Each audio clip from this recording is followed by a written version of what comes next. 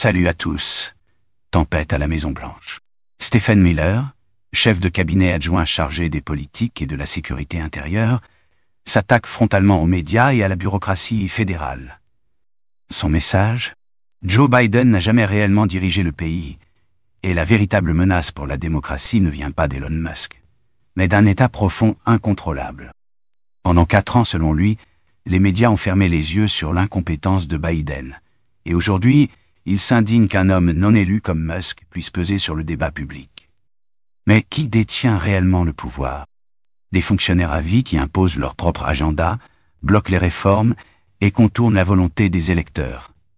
Miller affirme que Donald Trump a une mission claire : reprendre la main sur un système verrouillé et purger ces élites administratives qui gouvernent dans l'ombre.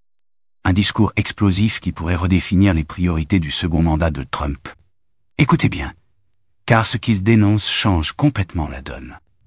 Soutenez-nous en faisant un don, et si ce n'est pas possible, aidez-nous autrement.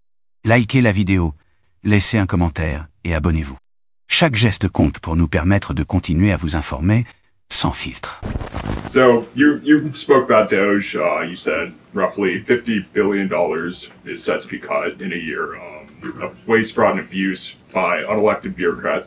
We're hearing this ironic narrative from the president's critics and the left-wing media that Elon Musk is an unelected bureaucrat and he's doing all this terrible stuff. Isn't one of Doge's objectives to get rid of the federal bureaucracy, the deep state, and also who was running the White House when Joe Biden was in office? Because I don't know a single person who believes it was Joe Biden. Yes, you're tempting me to say some very harsh things about some of our media friends.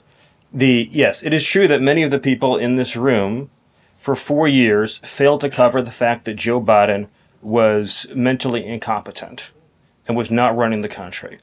It is also true that many people in this room who have used this talking point that Elon is not elected fail to understand how government works. So I'm glad for the opportunity for a brief civics lesson.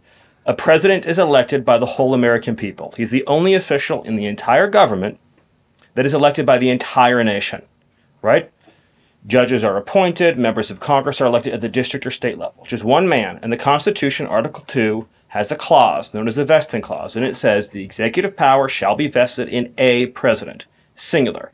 The whole will of democracy is imbued into the elected president. That president then appoints staff to then impose that democratic will onto the government. The threat to democracy, indeed the existential threat to democracy, is the unelected bureaucracy of lifetime tenured civil servants who believe they answer to no one, who believe they can do whatever they want without consequence, who believe they can set their own agenda no matter what Americans vote for. So Americans vote for radical FBI reform, and FBI agents say they don't want to change. Or Americans vote for radical reform on our energy policies, but EPA bureaucrats say they don't want to change. Or Americans vote to end DEI, racist DEI policies, and lawyers of the Department of Justice say they don't want to change. What President Trump is doing is he is removing federal bureaucrats who are defying democracy by failing to implement his lawful orders, which are the will of the whole American people. Thank you.